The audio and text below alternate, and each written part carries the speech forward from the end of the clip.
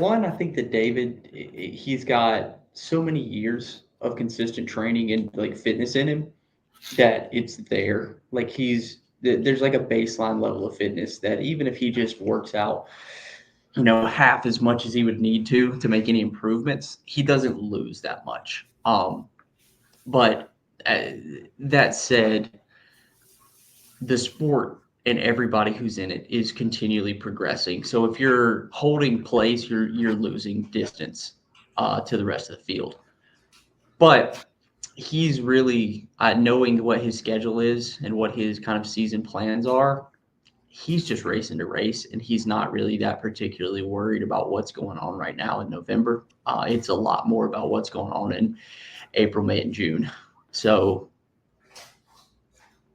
I think that's just his trajectory right now is either going to be holding flat or just going back a little bit. I'm interested to see what Rich Ryan comes out with because he'll be racing back-to-back weekends. So he's going to race here and then he's going to come race Dallas. Is he gonna do any doubles or relay in either one of those? No, he's just racing. I think just straight up racing pro here in Chicago as a tune-up, and then coming down to Dallas and racing as well. So I think he's just trying to give himself as many opportunities to get a 56, 55, like what's noted here. So he's going to race those back-to-back weekends here in the U.S., knowing that there's not another U.S.-based race until February. Right. And then what about Colin? I think Colin, to be able to run a 56.06 would really need to have made a huge jump. I don't know anything in his training that would speak to, hey, he has made that big of a jump. But I also think I can see him in the 57s, in the low to mid 57s. I don't know if I can see him getting a 56.06.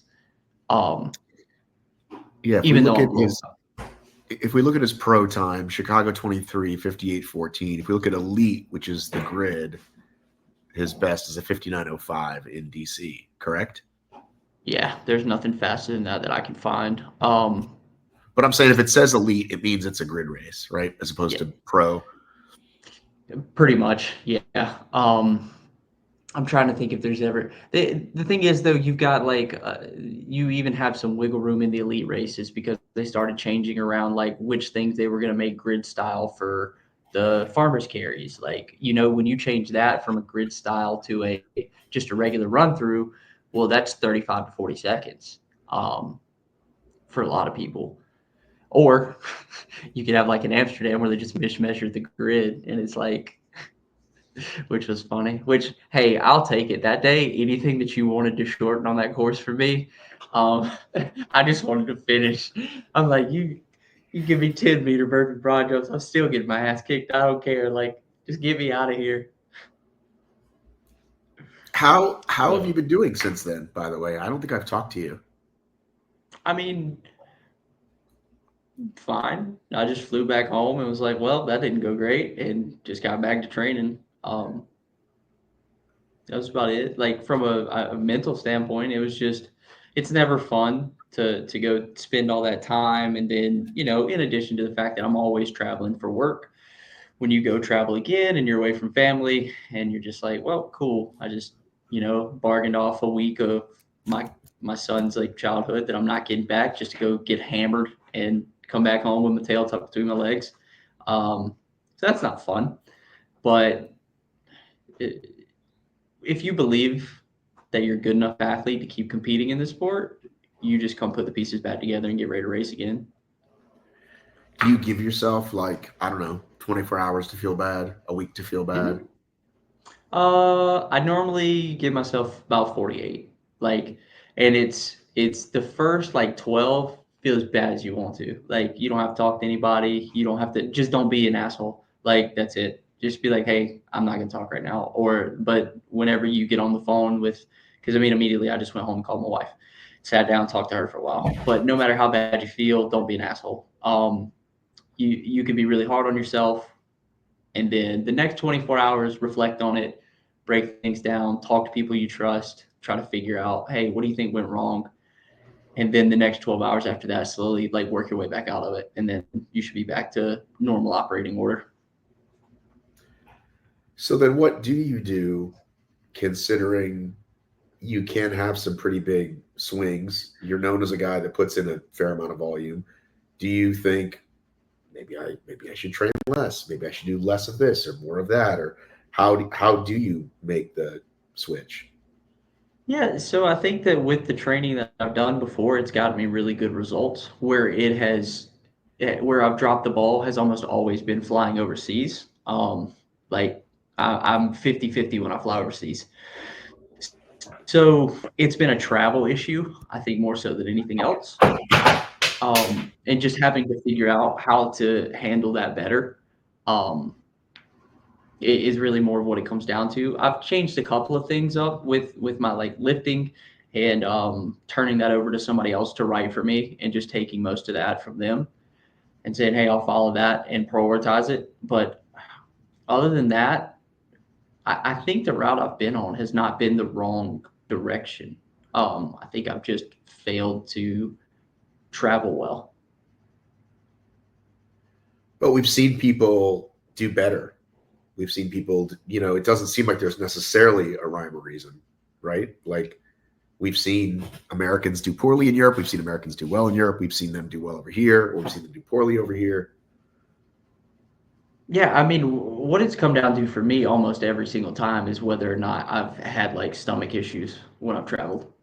If I've traveled fine and like not had any stomach problems, then I tend to be good. If I end up traveling and then having stomach issues, particularly like for this Amsterdam race, my stomach was messed up the entire week leading into it, and I think that messed things up for me. And I could tell when I was warming up, I was having the same problems that I was having in France, where my heart rate was just 10 to 12 beats too high for everything I was doing. And I was like, this is all right. I guess this is what we're going to get today. And that's what it was. So I've yet to go overseas, go into a race, be warming up, getting ready, feeling good, and have all my internal metrics lining up right, and then just boom, sucking. Um, that hasn't happened. Every time what has happened is I've gotten over there, I've started warming up, everything's been about 10 beats elevated. I've been kind of sick the whole time I was there with some kind of stomach problems, and then I'm depleted and feel terrible. So it seems to me to be a travel and a dietary issue more than anything else. That'd be my take on it. So where are you on the big board if you want to stay in America? Because this would be the time to do it with a Vegas major and a United States World Championship. What do you mean? Well, like for you to qualify. Oh, I mean, I'm into every single major. Oh, because of last year. That's right. Yeah, I'm into every single major. I don't have to. I forgot. See, I only got to be good once. That's it. I just got to be good one time, baby. All right. Well, then it looks like Chicago. I mean, it looks like Vegas has got to be it then, right? Yeah. So I'm not gonna go to Hong Kong. I'm gonna take my shot at Vegas, and I'll take a shot at Glasgow as well. If things haven't run that route, and then I plan on racing the elite doubles race down in Miami in April with David, and us trying to make a run at the elite 15 doubles. So yeah, dude, I forgot you were already in. No wonder you're so casual. yeah. I mean, I can be kind of laid back about it. I mean, I'm not laid back about it with the training or anything to that effect, but I think that I'm gonna go down to Dallas next weekend and really just try to get some confidence back and just remind myself like you're fucking good at this. Because all of my training is telling me you're better than this than you have ever been, and I just haven't raced that well. But I only have raced twice over the last 6 months, so it's kind of hard to not have many opportunities. When was DC? DC was it was March 1st. Okay. But everything that I was doing surrounding both Fort Lauderdale, which was the week before, and DC, like both of those, like all of my training surrounding that, I've reran a lot of similar stuff to that time point, and I'm crushed, like I'm crushing a lot of those workouts. And so I'm like, well, I mean, my workouts can't be that far off of what the race is like when I program them out. So I didn't race that great in Nice, didn't race that great in Amsterdam. I actually raced abysmally in Amsterdam. And I had an okay doubles race when we were over in Nice. But since then, I haven't had any other HYROXs to compare stuff to. So it's like wonderful workouts, poor races. But I'm pretty sure that once I get the chance to line up enough of them, the workouts and the races are going to line up right. What else would you like to discuss about Chicago? Well, I mean, I think that if we like to focus in on somebody who I think is going to surprise people at this race is probably going to be Grayson Kilgore. I think we need to talk about somebody who's a little sleeperish.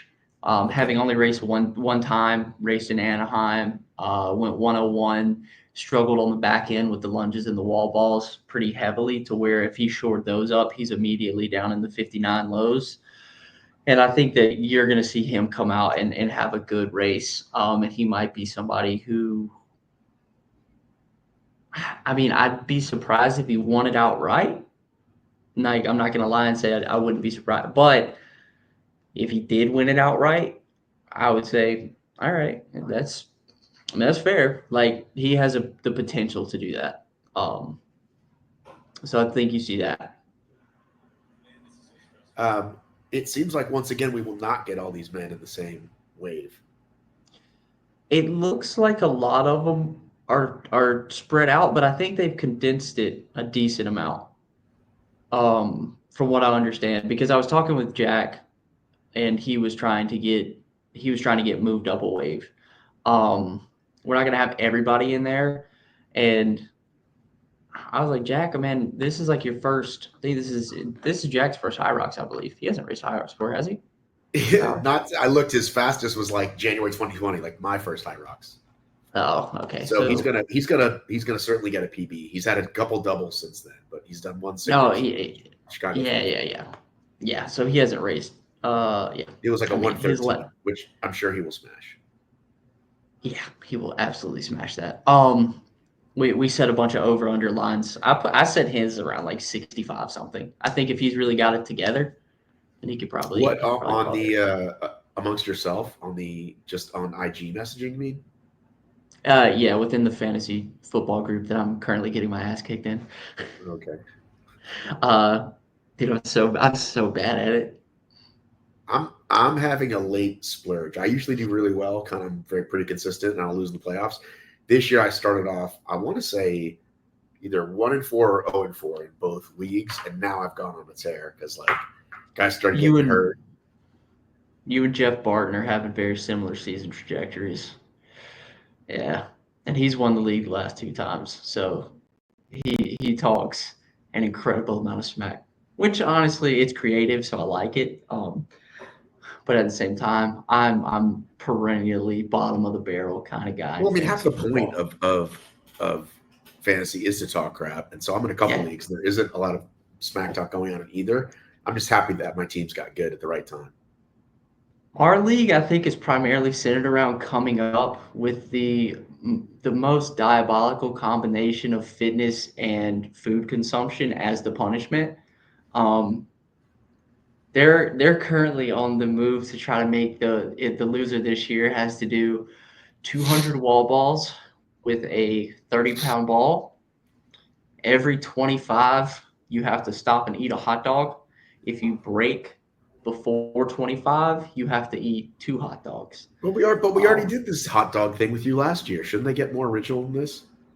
well, we've had others. We've had You're the only one I know, by the way, who's paid up. I hear a lot of bets that go on with those guys, and they never actually do them. You're the guy who actually like didn't welch on your bet. So good for you. dude. I had to hound Rich Ryan for a while to pay up on a bet, but he's paid up all his dues on every single bet that he's made with me so far. So we're good on that one. And Nick Riker did pay his bet for losing last year. But What did because he have to do? so he had to do the DECA fit, but he couldn't do it with hot dogs because he's got his ulcerative colitis, and that might have killed him. We're not trying to put Nick Riker in the fucking grave. So he had to do it with pickles. We made him do the DECA pickle. He had to do the I'm pickles. surprised I didn't hear about this. Usually I hear about these things. Yeah. The one other, the diabolical one that could possibly is acid bean. So it's the workout acid bath. Do you know that workout? I do not. So it's 500 cal ski, 500 cal row, 1,000 cal bike, fast as you can go. Um, and like to break 5 minutes for it is a really good benchmark. And it's a terrible workout. And you get off and your legs feel like so pumped with blood, like you're about to fall down. But acid bean would be you have to eat like a 48-ounce like can of beans and then go directly into it. And then if you don't do it in under like 7 minutes, doesn't count. Like so you can't really just sandbag your way through it. There's that one. But that's what this group is mostly about: fantasy football, and then coming up with the worst food punishment paired with fitness. Excuse me. So we've got that. All right. So we think Grayson is going to be a sleeper. I think Grace is going to be a sleeper. He won't have to do acid bean. And we think Jack Bauer is going to demolish his other time. Oh, I'm excited to see how Nick Riker fares. This I can't wait to hound Nick Riker if he does really really terrible. Um, He raced New York last year, right? Not even this year, like the New York from I not the don't think so. 24 New York, the 23 New York. Oh, did he race? Has he raced? Go to high Nick, result. I'm looking. He did. He went 105 at that one. I think we said his line at 62, Okay. which I think would be decent. Would be good. Like if he comes out and goes 62, I'd be proud of him. I know he's focused on teaching. Is he training a lot? Yeah, his running volume's coming up a decent amount. He's fit right now. By his own words, he said the other day that he's fit right now. Quick sidetrack. Thoughts on Deca Atlas? We've been clowning on it. We've been clowning on it. Who's the we? Who's the fantasy football group? All of us, yeah. So here's what I said. So I don't know if you consume as much MBD content as you used to. I know you're a busy guy, but I said, cool, fun, like, but if you want a product, why not just make it Deca heavy? If you want to add the product to the live events and the gym events, just call it Deca heavy, double the weight and/or the reps. I don't think setting up an entire other setup with ropes and balls and shit was the way to go. That's my thought. We saw it as like just a glorified workout, not really a product, not really a production. It looked to me like, yeah, we were like, this is a WOD, like this is a long WOD, and not much else to it.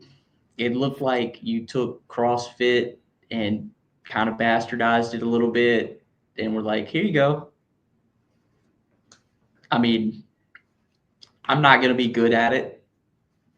I might try it at some point just to do the workout, but it's not something that like nobody's going to specifically train for. Like, or there's not going to be a large subset of people who are like, I am really worried about how fast my Deca Atlas time is.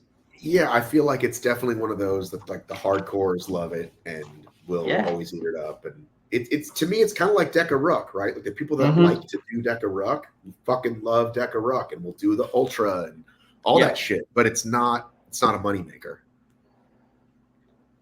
Yeah, I mean, it seems to me similar to the Deca Ultra. Like, not really that much. You just created a different sort of subset of the race, and cool. Some people will do it. Some people will like it. If you like it, I'm not going to be like against it, but it's just not anything that captivates me. Are you done Deca-ing? I'll do Worlds. I'll do the fit down at Worlds. And then after that, I mean, I'm not sure if I'll ever race them again. But that's what. Hold on one second. No worries. Megan. Yeah, come through. All right, Matt. You can come through, Megan. Yeah. Sorry. Just go ahead. Just come right on through. We're good. It's just Matt. My office does tend to block off some of the confidential files for the nurses that I sit beside. Okay. So they have to come through this room every so often. But yeah, just a little lore dump right here. So You're welcome. So you'll do Deca Worlds, and then you're probably done with it. I mean, it I feels like mean- that's what people are going to, A, because it just seems like if you want to focus on HYROX, you need to focus on HYROX, and B, prize money isn't really there, and C, they pay people late. That seems to be what's happening with Deca. Yeah, I mean, like, I'm sitting here 4 months removed from the stuff in Indiana, and then like 5 months removed from the stuff in North Carolina, and nothing.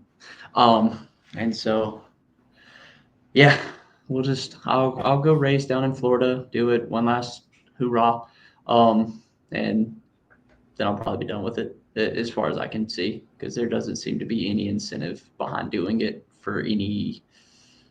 Like, it's just it's another trip, another weekend away from the family. Like, there's no need to do that. Not for these. Yeah, I'm actually looking. I actually just looked at my calendar today. So I came back from Worlds Toughest.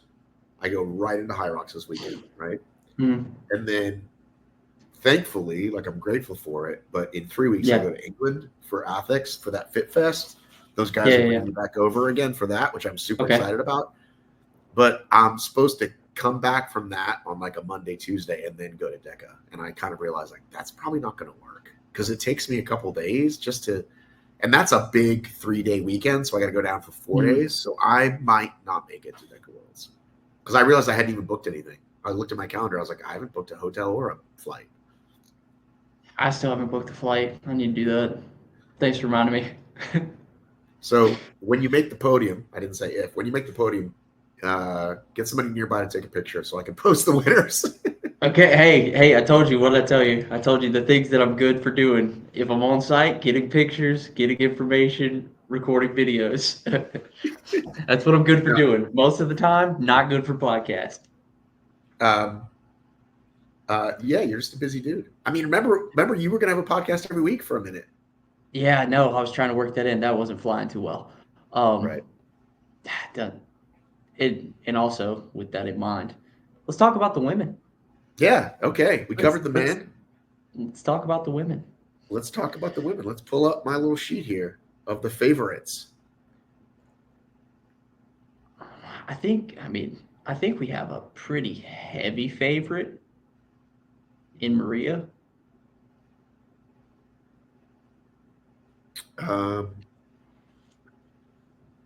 Why is she a heavy favorite over Morgan? Well, because Morgan's been sick this week. Well, I knew that. She just messaged me that as well. I didn't know if you heard that or you just think in general. No, I don't think in general. I think that if she's not, we're assuming if Maria's 100% based on how she raced in Toronto and everything, and if Morgan is sick, then Maria's already got a faster time. Has raced well recently. Morgan, this would be the first one that she's raced in a good minute, from what I believe. I don't know if she's raced. No, Morgan raced in Toronto the day after. Oh, she raced in Toronto. My bad. Yeah, she got a PR, but we were robbed of the. She had no one with her. She was by herself. All the women had raced the day before, so she had no one pushing her.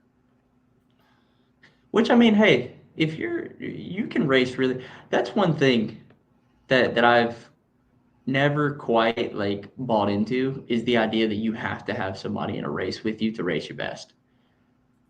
You don't have to, but it certainly helps. I don't know if it does.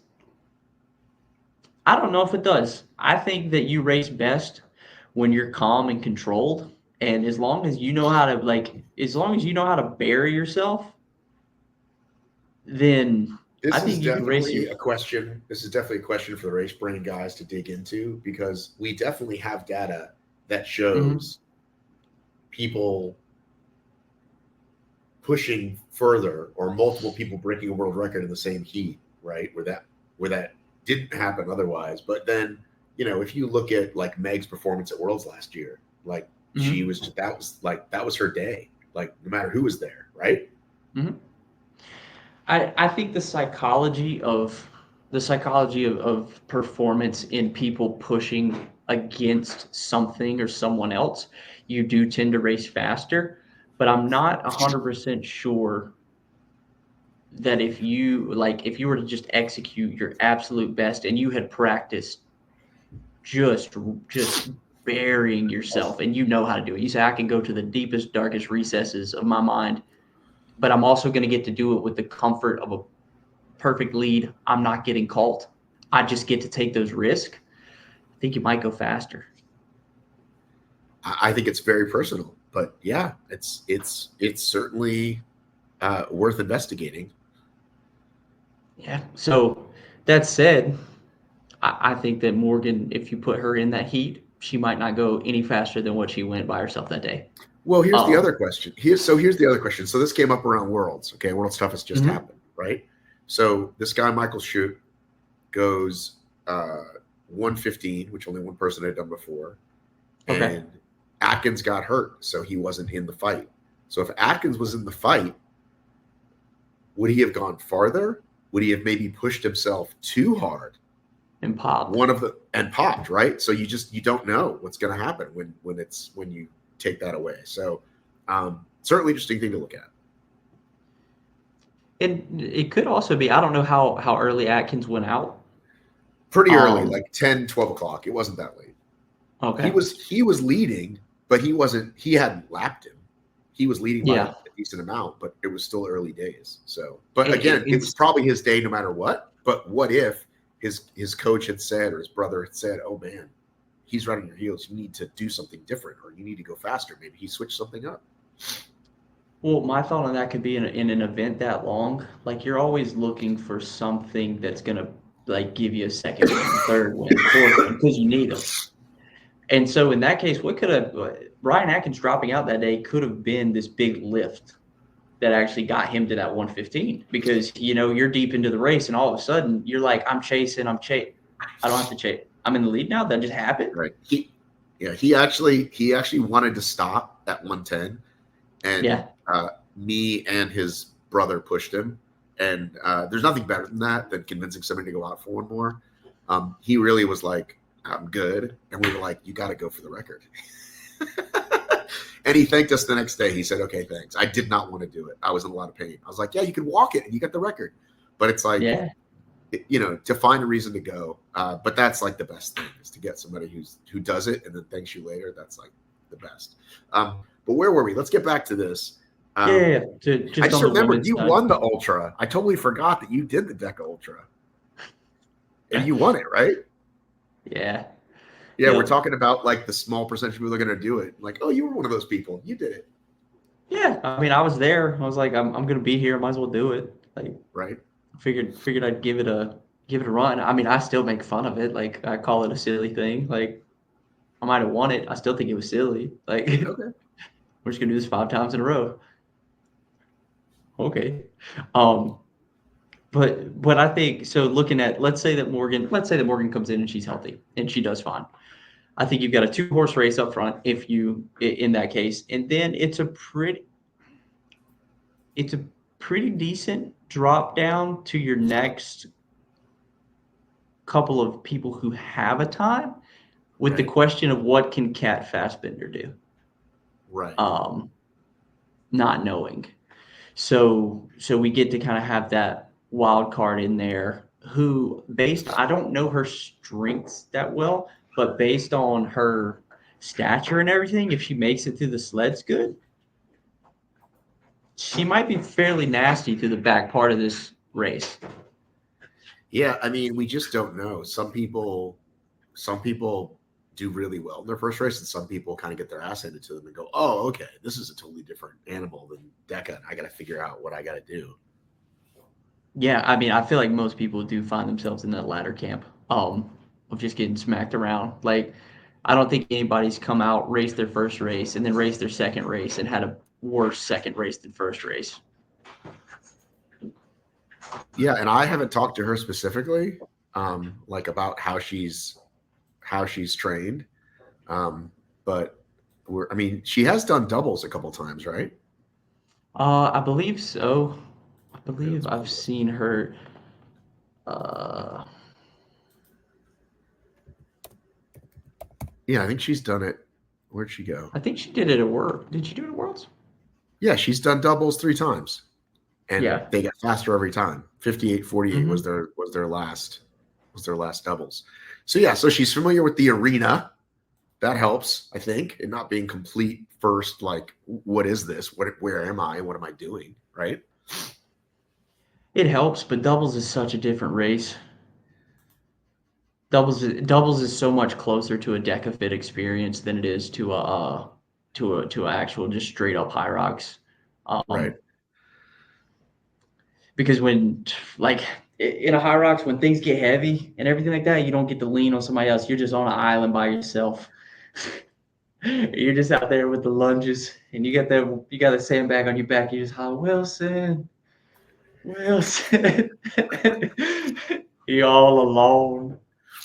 Yeah, I gotta say, I did my first doubles in Toronto and I loved it. I was like, oh, this is the way to Yeah, go. Get doubles is tired, here you fun. go. Right? Yeah, Get tired, here you yeah. go. Take my bag. They cuss out you, you cuss them out back. It's a great time. You Right? just having fun, yelling at somebody doing some fitness. It's really I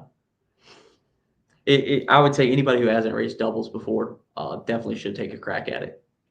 Yeah, and I'm not doing. I was gonna try to do doubles this weekend, but I'm just doing a relay. So I'm gonna race. I think at 10 o'clock at night. It's ridiculous.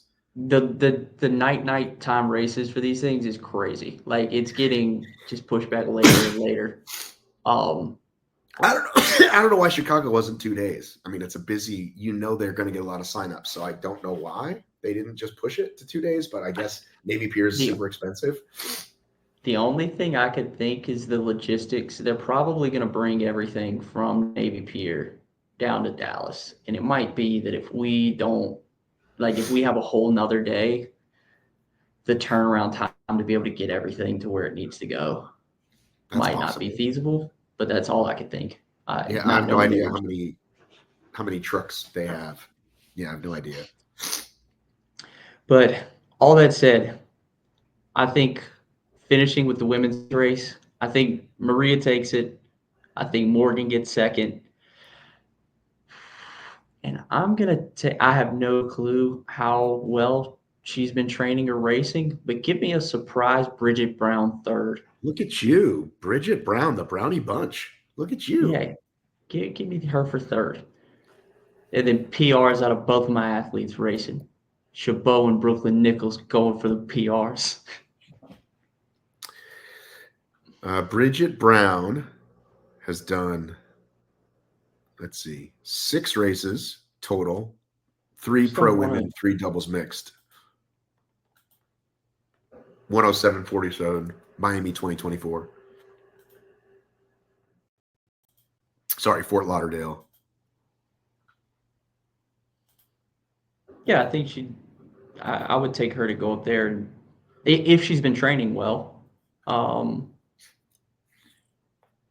drop something in the 66s, 65s, maybe walk away with a new PR in top three. She's going to be at Deca Worlds, right? I'm not sure. I was going to say, because if people have been training for that, right? Because that's coming up. I don't know where people are at, but I think it's going to be super interesting after Deca Worlds where kind of people's focus goes for the same reasons you're having issues, right?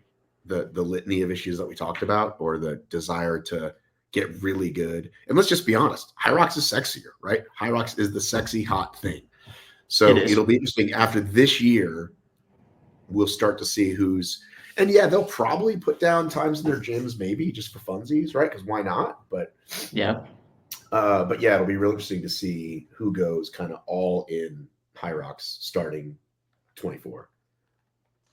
I think you've already seen some people start to do it. Um, and I think it's just going to continue the trend that way. So that's where most of the athletes are headed towards. That's where the money seems to be headed towards. And if you're a half decent runner who's got a good like work capacity for other things, HYROX is your jam. So What if you're just a tall, skinny dude that likes to spend a lot of time on machines? well, if you try HYROX and it turns out that you're also pretty good at doing sleds, that might also be your jam. So I guess that's what happened with me. I got lucky.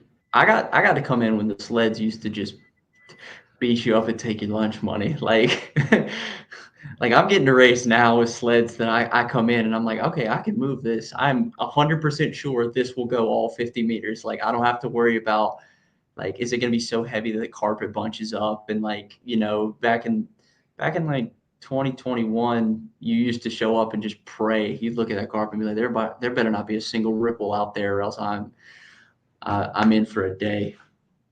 Right.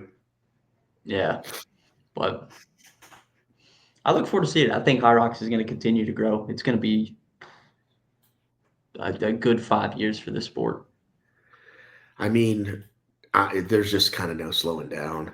I mean, like I said, these things, another one got announced today. They're already at, I think, 60 for the season, and there's only been 20 or 25 this half of the year. So, Yeah, yeah, it's pretty nuts, dude.